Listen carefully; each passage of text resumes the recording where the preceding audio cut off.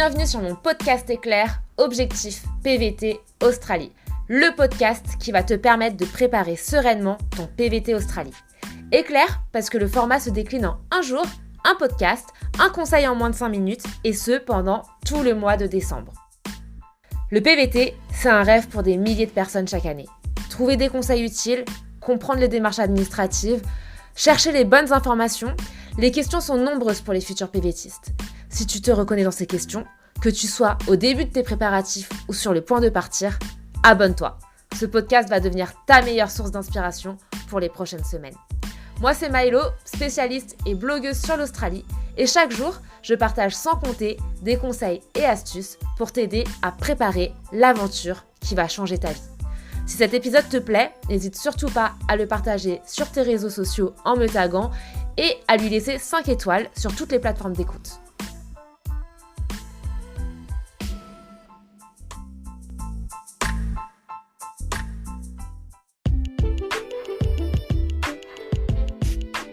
Aujourd'hui, on va changer un peu avec une thématique plus centrée sur le voyage à proprement parler.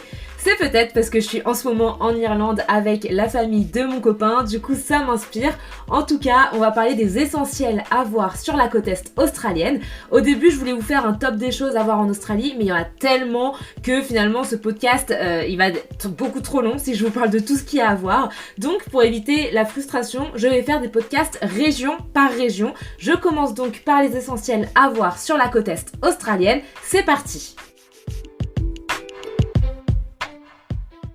Pour vous préparer ce podcast, je me suis inspirée de mon propre road trip sur la côte est et il a commencé à Cairns, au nord de la côte est. À 30 minutes en ferry de Cairns se trouve Fitzroy Island, une île paradisiaque. C'est un excellent spot de snorkeling. Le snorkeling, c'est la plongée avec masque et tuba. Et j'ai entendu des gens dire qu'ils avaient vu des raies et des tortues. Trop de chance. Ne fais pas la même erreur que moi. Une demi-journée ne suffit vraiment pas. Tu risques d'être super frustré. Prends une journée entière là-bas au moins. Bien sûr, un incontournable, ça va être la barrière de corail. Tu ne peux pas aller en Australie sans aller apercevoir la barrière de corail. Et tu as plusieurs endroits depuis laquelle tu peux l'apercevoir puisque c'est une très longue barrière.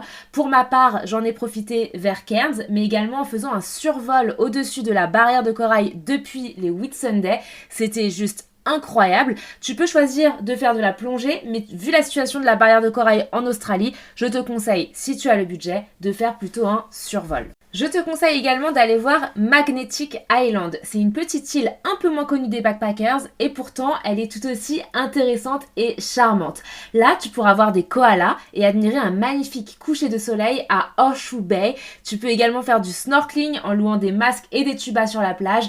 Prévois au moins une nuit sur place, c'est vraiment un super endroit et je te conseille de te lever tôt pour aller apercevoir le lever du soleil au fort d'Arcadia Bay. Je vous en ai parlé tout à l'heure, un spot à ne pas manquer, c'est bien les Whitsunday. Alors attention à bien prononcer Whitsunday et non pas Whitsunday. Je sais qu'on m'a déjà fait la remarque, mais écoutez les Australiens, ils disent bien Whitsunday. Ce sont les îles avec le sable le plus blanc et le plus pur au monde. Pour ma part, j'avais un tour organisé avec tout d'abord un premier spot de snorkeling, c'était incroyable. On remonte sur le bateau en pensant avoir fait le plus beau de la journée, mais c'est mal connaître les Whitsunday. On arrive à Whitehaven Beach et là, c'est une claque totale. Une eau turquoise comme je n'en ai jamais vu, un sable si fin et si blanc qu'on a l'impression de marcher sur de la neige. J'en avais tellement mal aux yeux parce que c'était trop blanc. C'était incroyable, c'était vraiment magnifique et les Whitsunday m'ont offert ma première rencontre avec une tortue pendant une session de snorkeling. Donc vraiment, je ne regrette pas mon voyage aux Whitsunday, c'était vraiment incroyable.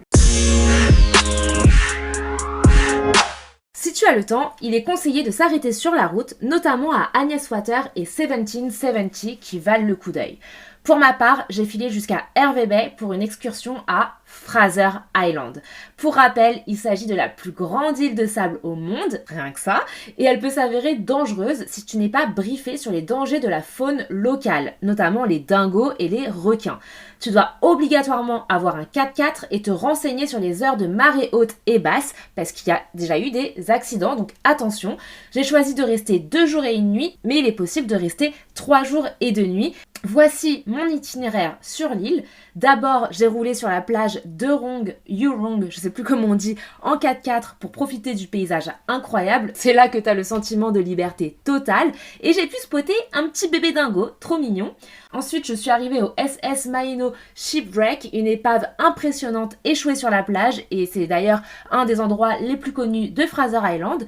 Ensuite, j'ai fait une nuit au camping de Central, le seul où il y a des douches et des toilettes, donc note bien l'adresse. Et le lendemain, j'ai fait le Birrabin Lake, qui est très peu connu, et pourtant, il vaut vraiment le détour. Et enfin, j'ai terminé avec le Mackenzie Lake, qui est là beaucoup plus connu et beaucoup plus visité par les touristes, mais qui est vraiment magnifique. Une fois Fraser Island terminé, c'est reparti pour notre road trip sur la côte Est. Tu ressautes dans ton van, direction ma deuxième ville préférée après Brisbane, c'est Noosa. On a commencé par le National Park qui propose plusieurs petites marches vraiment faciles et avec des vues à couper le souffle. Si tu as beaucoup de chance, tu peux voir des koalas et des dauphins. C'est également un très beau spot de surf. J'adore ce National Park parce que du coup, tu peux voir des koalas, des dauphins et de très beaux surfeurs. Et puis, il y a Noosa Ville qui est aussi une magnifique petite ville qui a beaucoup de charme. C'est vraiment chill, elle est vraiment reposante. T'as plein de petites jolies boutiques à faire qui sont toutes mignonnes avec de super jolis vêtements. Et puis, t'as plein d'endroits où tu peux manger, des petits restos, des petits cafés. Bref, pour moi, c'est vraiment un incontournable de la côte Est, un petit peu différent des autres endroits, mais qui vaut vraiment le détour. Ce road trip s'est terminé pour ma part à Brisbane et à la Gold Coast qui est juste au sud de Brisbane. Donc je pense que si tu me suis depuis un moment, tu le sais, Brisbane est ma ville préférée. Alors pour lui faire honneur, je lui consacrerai un podcast entier un petit peu plus tard.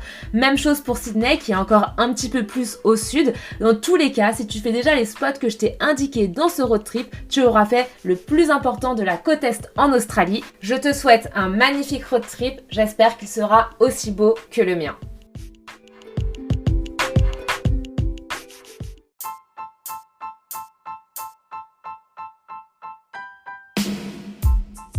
Si tu as écouté ce podcast jusqu'ici, c'est certainement que cet épisode t'a plu. Ce podcast, il est fait pour toi et pour t'aider dans tes préparatifs. Je propose également du contenu sur Instagram, Facebook, YouTube et sur mon site internet. Contacte-moi si tu souhaites plus d'informations sur le PVT Australie.